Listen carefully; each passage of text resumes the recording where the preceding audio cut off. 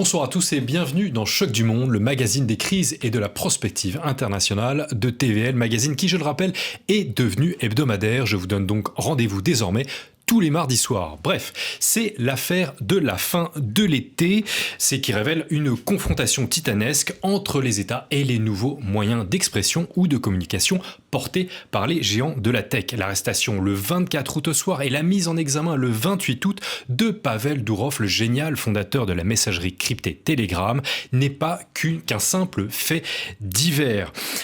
Est-il une victime ou est-il un salaud? Est-il un garant de nos libertés ou nous faut-il plus de sécurité? Eh bien, pour en parler, je reçois le journaliste indépendant Frédéric Egouy qui se fait remarquer sur les réseaux sociaux pour ses vues alternatives. Frédéric Egouy, bonsoir. Bonsoir, merci de me recevoir. Et merci d'avoir répondu présent à l'appel de Choc du Monde. Sans plus tarder, Frédéric Egouy, Telegram, pour ou contre? Complètement pour. C'est-à-dire que c'est aujourd'hui, on a besoin de moyens d'expression où une certaine liberté existe, c'est-à-dire que on voit bien un resserrement dans l'espace de la liberté d'expression, justement via la censure. Les réseaux sociaux, quand ils ne sont pas contrôlés, permettent encore ça. C'est le cas avec X qui a été racheté par Elon Musk. C'est aujourd'hui le cas aussi par Telegram. Donc bien sûr, c'est un outil à défendre aujourd'hui. Vous utilisez Telegram quotidiennement? Oui, je l'utilise, oui. Alors, Durov, victime ou salaud, selon vous, nous allons y répondre. Mais pour que tout soit clair, je vous propose un rapide résumé des premiers jours de cette affaire. Pavel Durov, le patron de la messagerie Telegram aux 900 millions d'utilisateurs dans le monde, était autant courtisé que suspecté par la France.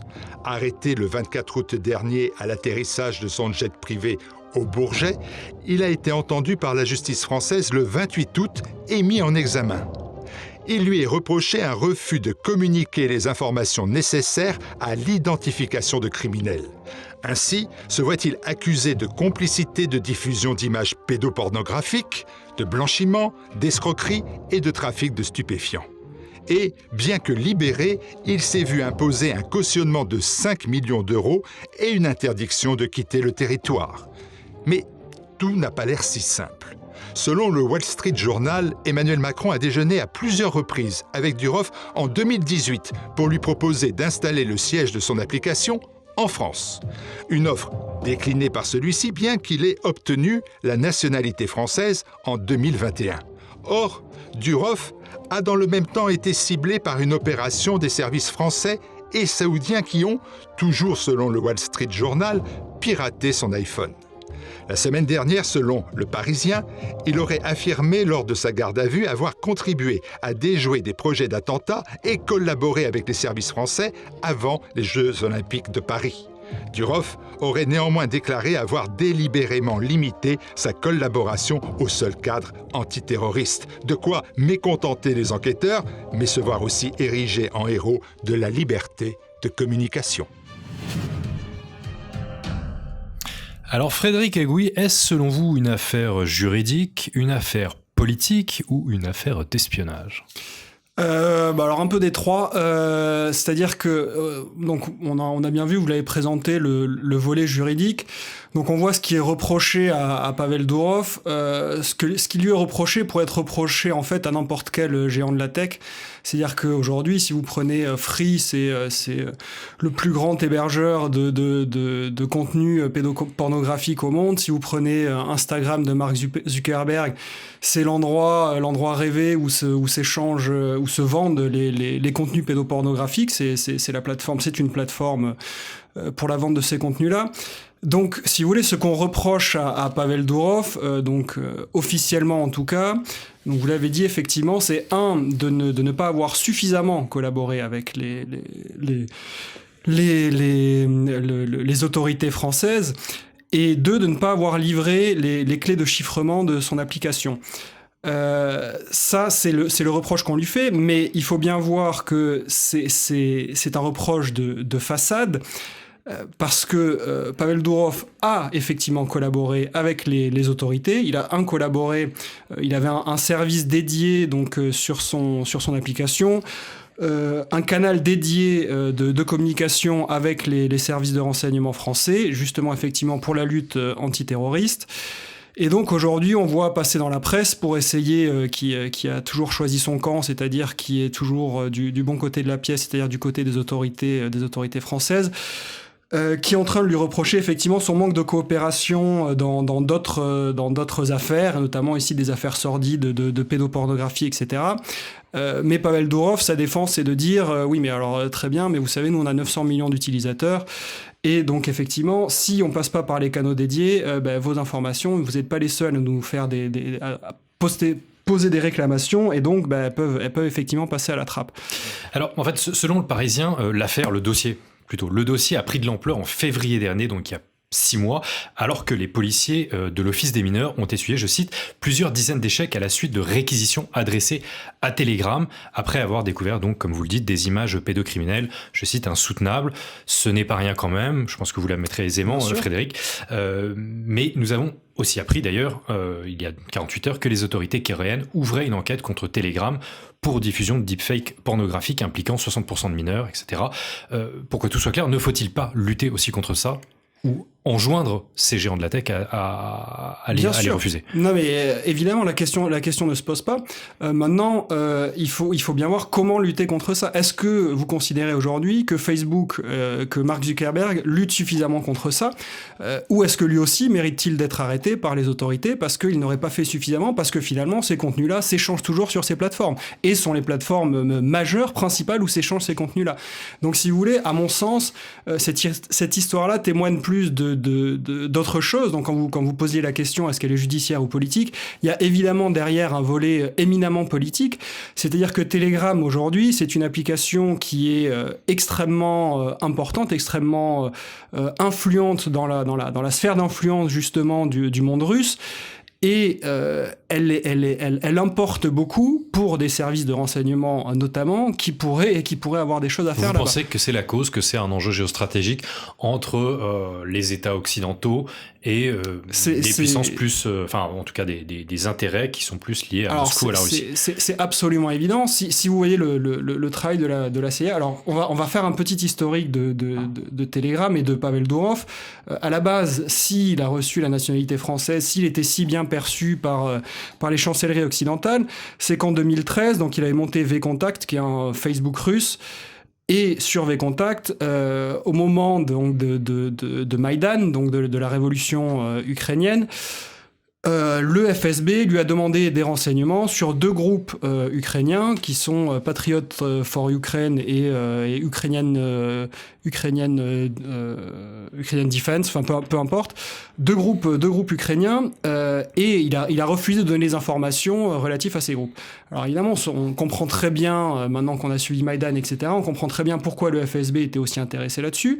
Pavel Durov n'a pas cédé, ce qui fait que ce qui lui a donné une aura certaine auprès des chancelleries occidentales, qui ont peut-être cru à tort. Une étiquette de libertarien aussi. Tout à fait, de libertarien, mais du coup placé d'une certaine manière en opposition au gouvernement russe. Ce qui évidemment intéressait beaucoup nos chancelleries à nous. C'est pour ça que Emmanuel Macron a essayé de le ramener un peu dans son giron. Mais ils se sont trompés sur son compte, c'est qu'effectivement l'idéologie libertarienne, elle s'arrête pas, elle est valable pour tout le monde. C'est-à-dire que il va pas faire de cadeaux non plus au gouvernement français si le gouvernement français fait des demandes qui sont aussi discutables que celles du gouvernement russe. Et donc juste pour revenir sur l'enjeu stratégique que fait peser, enfin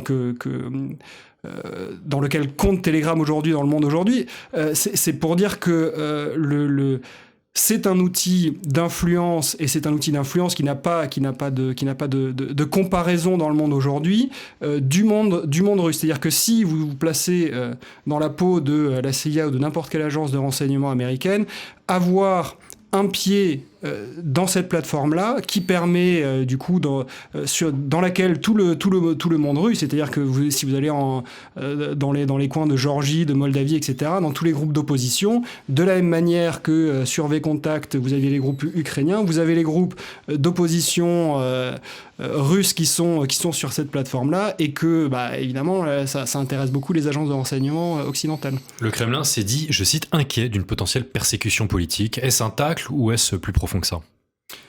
Je pense que c'est une manière aussi de montrer le deux poids deux mesures de ce qui est en train de se jouer. Quand Pavel Dourov refusait les demandes du FSB et quand il a fini par quitter la Russie, on a eu toutes les ONG après en 2018, etc., qui sont venus dénoncer l'action du gouvernement russe. Aujourd'hui, quelles ONG vont dénoncer l'action du gouvernement français alors que c'est concrètement exactement la même chose que nous faisons? Il n'y en aura évidemment aucune. Il y a cette légitimité absolue que nous avons évoquée, de la pédocriminalité, etc. Forcément, ça rend les choses un peu moins manichéennes. On a l'impression tout de suite de nous ranger du côté de la sécurité. Alors, oui, mais encore une fois, il y a Dimitri Peskov a fait une réflexion intéressante à ce sujet-là. Quand on lui a demandé effectivement ce qu'il pensait de l'arrestation de Dourov, il a répondu écoutez, mais si demain des terroristes utilisent une Renault Mégane, est-ce que vous allez arrêter le patron de Renault? Voilà, c'est un peu le sens de la réflexion. Je vais revenir sur la question de l'espionnage, parce qu'évidemment cette affaire, donc comme je le disais, n'est pas qu'un fait divers, ce n'est pas un fait divers. La piste de l'espionnage fait beaucoup jaser. Dourov était accompagné à son arrivée à Paris d'une jeune femme, Julia Vavilova, coach en crypto-monnaie, âgée de 24 ans. Selon plusieurs médias, EA Daily, dont la crédibilité est peut-être discutable, elle serait une agente du Mossad. Alors je n'ai trouvé aucune preuve, mais évidemment cette thèse a été reprise par des centaines d'autres médias qui ont fouillé ses comptes Instagram et remarqué qu'elle se trouvait souvent au même endroit que Dourov. D'ailleurs, Paris Match les a photographiés ce week-end sur les Champs-Élysées. Alors des rumeurs folles, il y en a eu d'autres. Un contrat de 4 ans à rafale a été éventuellement annulé par les Émirats dans la foulée de l'arrestation. Pourquoi pourquoi une telle obsession devant cette affaire? Pourquoi de telles rumeurs, à votre avis, Frédéric Egouy? Moi, je pense que parce que personne ne croit à la version officielle qui nous est vendue, qui est effectivement d'une part déjà penser que Emmanuel Macron n'est pas au courant de cette histoire. Alors effectivement, normalement, il y a la séparation des pouvoirs. La justice est indépendante dans notre pays, on peut y croire ou pas.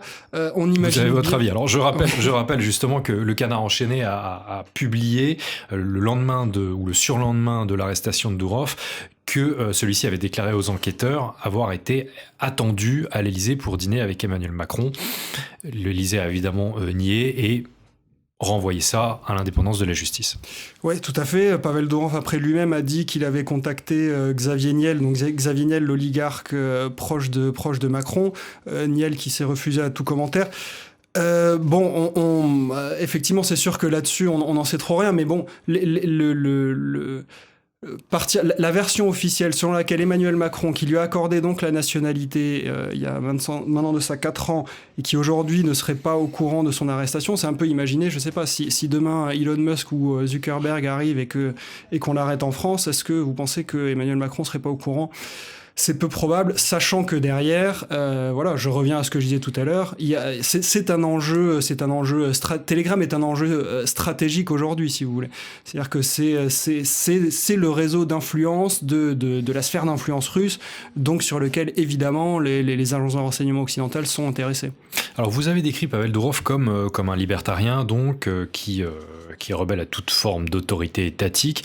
On a l'impression qu'il y a quand même une guerre dans l'information le visant. C'est un constat objectif là-dessus. On a appris que Dourov était aussi visé par une plainte en Suisse pour violence sur l'un de ses enfants de 4 ans. L'une de ses anciennes compagnes, mère de 3 de ses enfants, a déposé plainte contre lui en mars 2023. Alors on ne sait pas si c'est de la calomnie ou si on a vraiment affaire à un fou furieux. Quand on voit ses photos, il est systématiquement habillé en noir, il a des tonalités paranoïaques, etc. D'après mes sources, il fait vérifier sa nourriture où qu'il se trouve. Il dort seul, même si, comme nous l'avons vu, il est joliment accompagné, comme nous l'avons observé. Comment jugez-vous cette personnalité, cette personne à proprement parler? Alors moi, j'ai pas de jugement sur sa personne, je le connais pas, donc si vous voulez, je regarde, je me base sur les faits, je regarde ce qu'il fait. Et je m'en tiens à ça en fait. Donc pour l'instant, ce que je vois, ce qu'il fait, c'est qu'effectivement, certes, alors il était considéré donc comme on peut dire un opposant de Poutine parce qu'il n'a pas cédé au FSB, mais ça ne veut pas dire pour autant, comme on l'a vu, qu'il ne travaillait pas aujourd'hui avec les services de renseignement français. Et au-delà de ça, donc là c'est encore un autre volet parce que les deux volets là ne touchent pas au DSA, donc à la censure des contenus sur sa plateforme, mais ça ne l'a pas empêché lui de censurer des contenus notamment après le rapport Viginum, si vous en souvenez bien. Non, pas du tout. Donc le rapport Viginum, qui est un rapport des autorités françaises dénonçant, comme toujours, la soi-disant désinformation notamment sur cette plateforme Telegram, et qui en avril dernier donc. C'est ça, et donc qui a visé, qui a demandé, qui a réclamé à Telegram la fermeture de plusieurs chaînes d'information sur le Telegram francophone, et Telegram s'est soumis à cette demande, ce qui n'est d'ailleurs pas la première fois, parce qu'ils sont déjà soumis à une demande similaire en 2020.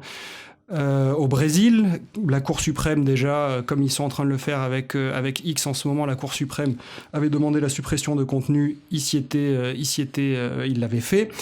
Et en Allemagne de la même année, ils avaient également supprimé des contenus sur des personnalités dites d'extrême droite. Chacun, là aussi, se fait son jugement sur la question.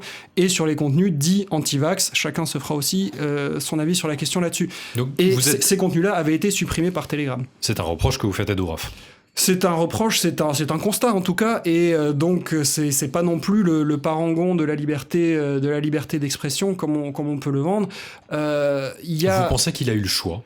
Alors, écoutez, si on va par là, non. C'est-à-dire que si son choix, en fait, aurait été visiblement, très probablement, de fermer ses activités en France, ce qu'a fait Rumble, qui est une autre plateforme, qui est, on va dire, une plateforme qui est similaire à YouTube, et qui, face aux demandes qui étaient les mêmes, les demandes du gouvernement français, qui est donc évidemment en plein délire totalitaire, qui a fait les mêmes demandes à Rumble, qui a demandé de fermer toutes les chaînes d'information, donc soi-disant de désinformation russe, et Rumble a refusé, et contraint et forcé, a été obligé de fermer ses activités en France, parce que sinon ils sont soumis à des amendes qui évidemment ne peuvent pas payer, mais donc ils sont partis de France, donc ce qui montre un peu donc le marché européen d'ailleurs, me semble-t-il. C'était toute l'Union européenne. Ouais. Mais ce qui montre l'état de notre pays aujourd'hui, c'est-à-dire qu'on en est quand même, on a vraiment une attaque contre la liberté de la presse, la liberté d'expression, qui devient de plus en plus grande. Et enfin voilà, aujourd'hui on en est à arrêter un patron d'un média, d'un réseau social. Est-il visé parce qu'il est, j'ai envie de dire, bon, c'est 900 millions d'utilisateurs, Telegram, mais peut-être le plus petit des réseaux sociaux, le moins puissant, le plus vulnérable par rapport à des géants comme Musk et X, Instagram, Facebook, Zuckerberg, etc. On a l'impression quand même que Durov et son canal Telegram est le plus vulnérable. Alors moi je pense que s'ils sont visés, c'est par leur marché. C'est parce qu'ils ont un marché qui... On est aujourd'hui, qu'on le veuille ou non, dans une confrontation contre la Russie. C'est ce qu'ont décidé nos dirigeants. Donc c'est aujourd'hui la situation escalée. Et aujourd'hui, il faut voir ce que cherchent à faire les États occidentaux des réseaux sociaux. On l'a très bien vu avec Mark Zuckerberg. Mark Zuckerberg qui est venu et qui a avoué ce qui était un non-dit encore jusqu'à pas si longtemps, qui a avoué, qui a censuré donc des contenus, 1 sur le Covid et 2 sur l'affaire Hunter Biden au moment de l'élection, sur demande spécifique des agences de renseignement. Donc c'est clairement une ingérence, et on pourrait même aller au-delà, et ça pourrait être pourquoi pas un coup d'État, vu que de toute façon derrière Biden a gagné, donc est-ce que ça a eu une influence ou pas? Mais donc on voit bien que la volonté des agences de renseignement aujourd'hui, c'est de faire des réseaux sociaux la même chose que ce qu'est la télévision aujourd'hui. La télévision est extrêmement contrôlée, vous pouvez pas sortir à droite à gauche, et ça permet d'influencer dans le sens où on veut la direction et le débat, et in fine les votes. Ils ont réussi à faire pareil avec Facebook et Mark Zuckerberg, et l'objectif avec Telegram, finalement, c'est un peu le même quand on voit la censure qui lui est imposée, mais il est légèrement différent, parce que de toute façon, le contenu sur Telegram, il est principalement par des sources russes, et donc ça, ils n'arriveront pas à le contrôler. Mais en revanche, ce qui les intéresse, c'est les activités parce que Telegram est ouvert à tout le monde, donc que ce soit aux gens qui sont pro-russes ou opposants au gouvernement.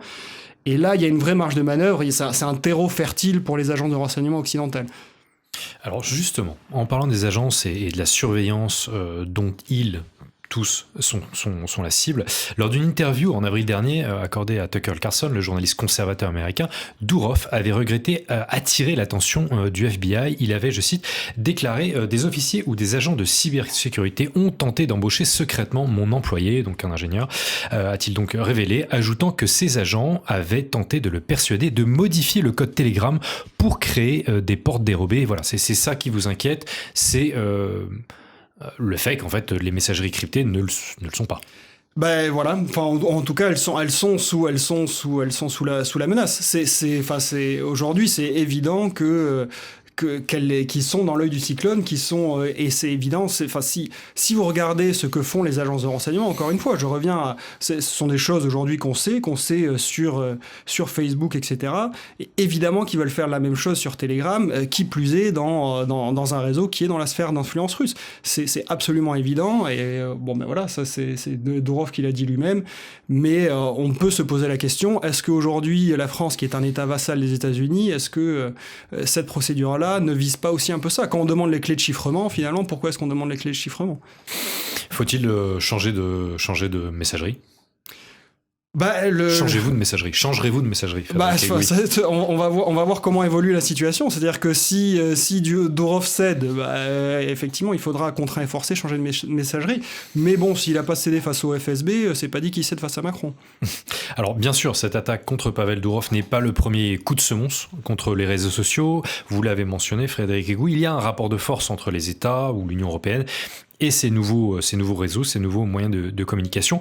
Elon Musk mène aussi un bras de fer contre l'Union européenne. Il s'est d'ailleurs fait sermonner par Thierry Breton pour avoir interviewé et soutenu Donald Trump sur son réseau, sur X, anciennement Twitter. Avec une plus grande audience, je cite, vient une plus grande responsabilité, lui a écrit le commissaire européen le 13 août dernier. Les tech capitalistes sont-ils irresponsables, Frédéric Egouy? Non, c'est Thierry Breton qui est irresponsable. Ça, la question est vite réglée. Non, on peut pas. Enfin, en plus, là, sur le cas Elon Musk, c'est quand même ce que demande Thierry Breton, c'est absolument scandaleux. Je veux dire, vous pouvez ne pas être d'accord avec Donald Trump, peu importe, mais essayer d'empêcher et de censurer, c'est de la censure vraiment à la mode du RSS. Hein, c'est complètement inacceptable.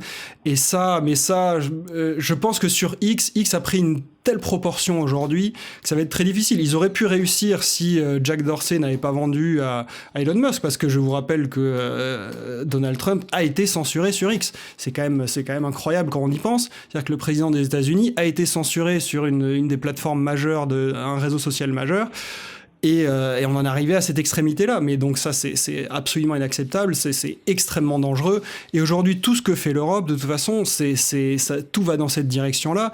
Mais c'est parce qu'ils sont en train de perdre le contrôle qu'ils avaient de manière assez facile via la télévision. De toute façon, l'influence via les médias maintenant se dirige de plus en plus, évidemment, et plus le temps va passer, de plus en plus vers les réseaux sociaux, et ils ont moins de contrôle des réseaux sociaux. Donc c'est ce qu'ils essaient de reprendre, et c'est ce qu'ils sont en train de faire. Donc il faut pas les laisser faire. Donc une tentative de mise au pas des réseaux sociaux. Frédéric Egouy, quand même, n'avez-vous pas choisi trop aisément le camp des réseaux sociaux, des tech capitalistes, qui quand même, d'une certaine manière, veulent aussi, d'une certaine manière, nous contrôler? Alors moi, je choisis le camp de la liberté d'expression. C'est-à-dire que mon camp, il est très clair, en fait. Et je resterai sur les plateformes qui me laisseront dire ce que j'ai envie de dire, et qui laisseront dire, évidemment, dans la mesure du légal, finalement, parce qu'on est bien d'accord qu'il y a une modération qui est nécessaire sur les contenus pédopornographiques. Ça, c'est évidemment évident.